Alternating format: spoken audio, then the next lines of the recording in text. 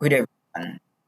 A lot of people have been sending me message. Some have been calling me on the fact that we shortlisted for MTN Bright Scholarship, and they want to know some of the questions that they do my turn.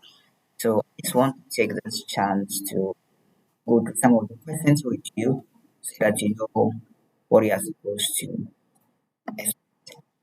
So let's say 3 years to allow apply for the scholarship and you can take a picture hide it somewhere. So that's it. So we are going to talk about facts about MTN scholarship and some of the questions and so the first one is some facts you should know. So the first thing is MTN award the scholarship 100 students that every year. So Ghana is divided into two parts, the northern part and the southern part, and that is how MTN also do their things. So when you get the scholarship, they will pay your school fees. That is full tuition fee for you. They are going to pay your full accommodation.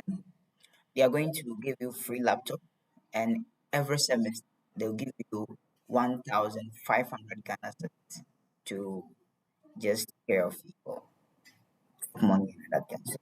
Good. So that is the first thing you need to know about it. Now, the first question that they will ask you when you enter the interview room. So, the interview when you get there, it's online. So you will sit in their office in front of a laptop.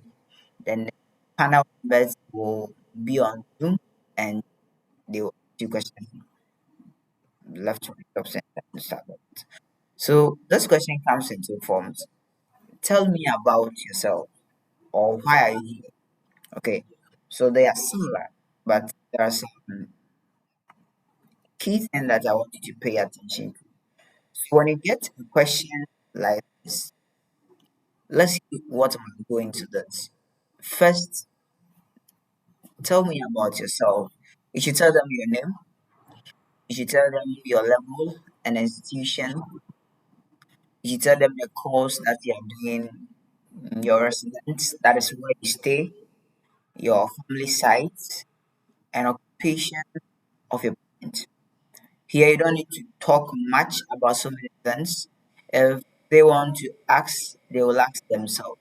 So let me show you a sample question. So assuming you are Joe, look at what I did here, the number, and let's pay attention to this. So the first one, your name.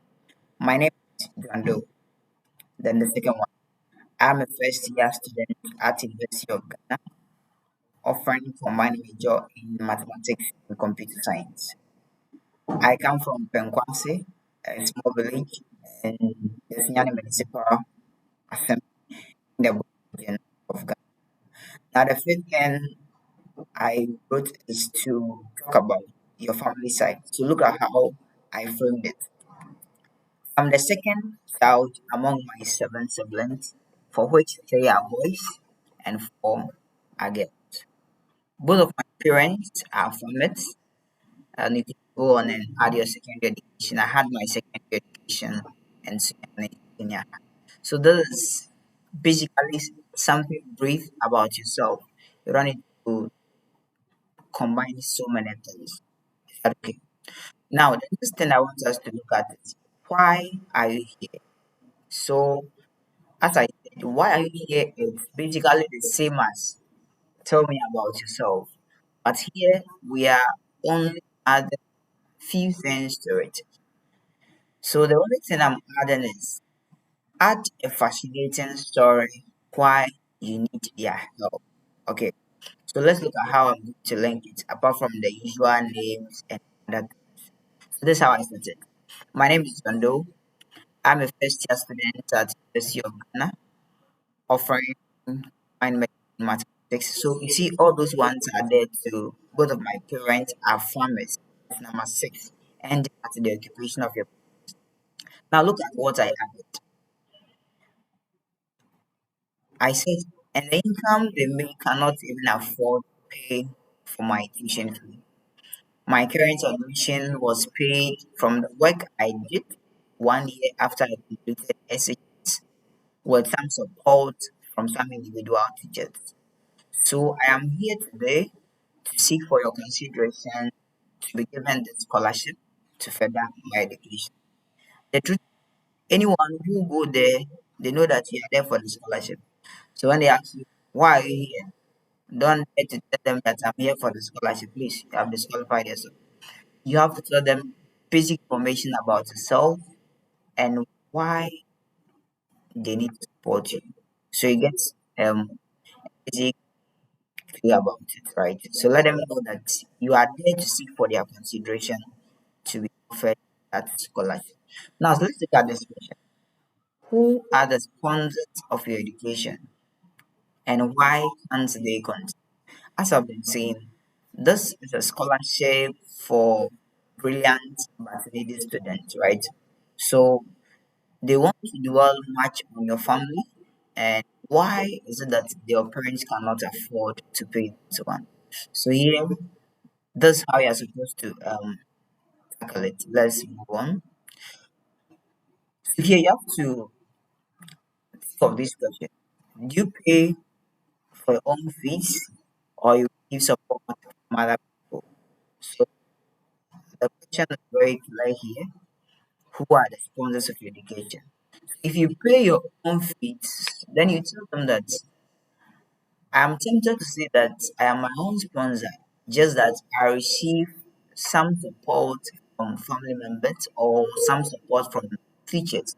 And even with that one, it's not consistent because I can't force them. It's come as when they have. You get it? Now, the second point, you can also think around your parents. Maybe your parents have divorced, right? Or one of them is not alive. So you can tell them that initially my mother was the one paying for my fees, but as time goes on, she passed away, and because of that, hence has been very tough for me. You get it? So this is what you are supposed to think about as you are thinking of your sponsors. Now you can also talk about have your sponsors lost their job? Maybe initially when you started school, things were going on smoothly. By now, they have stopped the work that they are doing, and that is might be the cause of the hardship, right? So you should tell them all the things. If your parents have separated and that's affecting you, uh, one parent cannot work due to sickness, all the other aspects of it that you think will help MTN to consider you for this thing. So that is why we can't continue. Something has happened or something is happening. That is why we can't continue. Now, so let's look at this quickly. Why do you deserve the scholarship? Trust me, they will ask you this question. 2020, 1,890 people applied for the scholarship, and they were picking only 100 people. So they'll probably ask you why you deserve the scholarship. Why is it that upon all the people who have applied, they should give the scholarship to you? So I have a simple attempt to it. First, you must talk about your achievement. If you have chopped some achievements, you just tell them. You can talk about some challenges. Then also, um, you tell them why the scholarship will help you achieve them. So these are the three things I talked about. That's when I had my interview in 2020. So this is a sample of what I did. So let's go through this together. The first one, I believe scholarship is a gateway for me to explore my academic world. I believe that I have greater academic strength from being now you see the one I've highlighted is the one that talks about some achievement or success you have achieved, right? Overall being student in my business school as well as the Department of Social Science in my senior high school and won several awards. So these are some success, right? Then let's move on to this part. The second that talks about your challenges. That's the one in blue. But the greatest challenge has been my finances. Currently, I am offering a combined major program in mathematics and computer science, but I can only focus on the course if I work less and more. Since I spend most of my weekends working, my concentration is needed. So here you are telling them that you are good academically, you have had some achievements and other things, but the stumbling block now is you work on weekends, and because of that, you can't really focus, and that is why you want them to come in. See that the last part is so offering me the scholarship will support me in my academic journey and will also go a long way to equip me so that I can one day give back to the society and the nation as well. And I can also assist other needy students who will come on my way. So this is basically why you deserve the scholarship. You are good, but finances is a challenge. But you have aims to help people.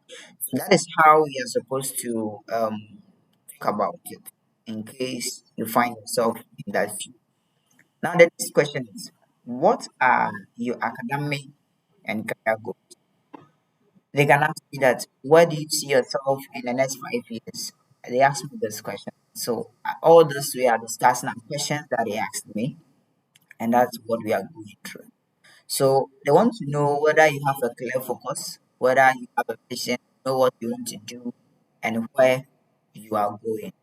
So you can talk about your career goals and also talk about some timeline for both your short and long term goals. So let's look at this example here. My career objective is to become a data scientist. I do not want to just be a first class student upon graduation, but I want to be a best student in my department. After my first degree, I intend to work for some time to acquire more skills and experience in the field of computing. Afterwards, pursue a 2 year Master's of Philosophy degree, that is MPhil in data science related courses, which will give me the chance to further pursue my PhD in that field, right?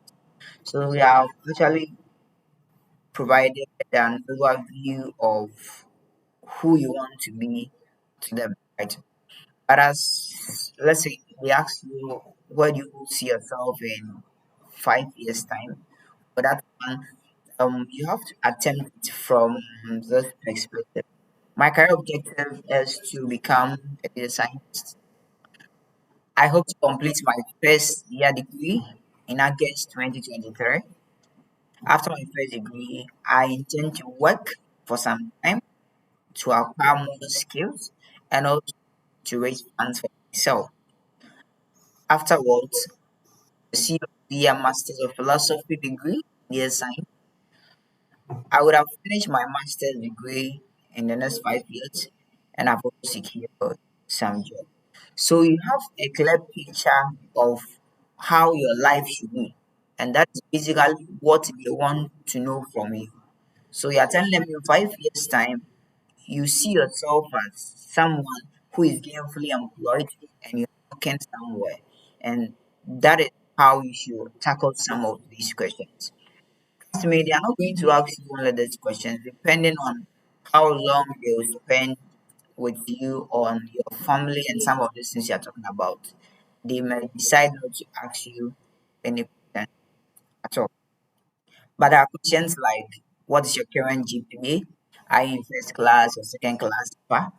They can ask you some current affairs. They can ask you some key people in your community, sorry, your university. Maybe who's your vice chancellor, who is your dean, some basic information.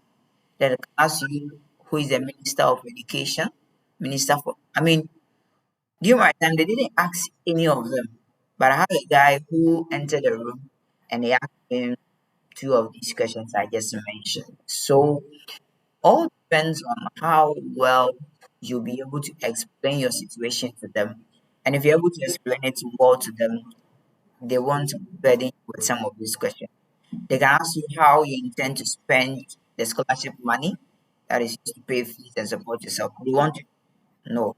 Then they can ask you, if not selected, how will you support your education? You can go further and tell them that I hope to be selected and I believe so. You can just add some stuff to it. There are other questions that I can't go through because this video is going to be very long. So I'm going to attach document to the YouTube video where you find this video. If it is Facebook, wherever you are watching it, I'll attach a document there that really explain all the questions and how you are supposed to attempt each of these questions. So when you're going, always be positive. Don't be thinking that, oh, I'm not going to pass. Please be positive. You have not to shiver in the room because, as I told you, it's going to be online. You're going to sit in front of computer, so the pressure will not be more as you are sitting in front of people asking you a question front and back. It's not going to be like that. Also, you have to prepare adequately. So know all the questions that you have discussed through. You can rehearse some of the questions very well, read over and over again.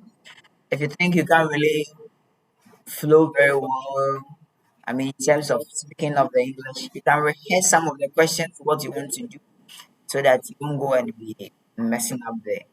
Also, have enough rest before the day. Don't go and be looking busy and other things. Dress decently.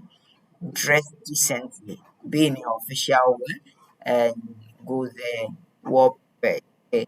Some people ask me, can I go with my phone? You can go with your phone. When it's time for you to enter the room, you will switch off your phone or put it on silent. Then lastly, the most important thing to okay, if you're a Christian, you know that our only weapon is prayer. So pray very well and ask God to do an impossible thing for you, help to pass. Because I believe God was the main reason why I passed. So in as much as I prepared very well for the thing, I also prayed a lot for that. So we will end it here. And if you have any question or further clarification that you want, my name is Kindla Ernest, and number is also on the screen. You can get in touch. Then we need. Then I will also be glad to help you. So thank you so much for your time. Enjoy the rest of the day. Bye bye.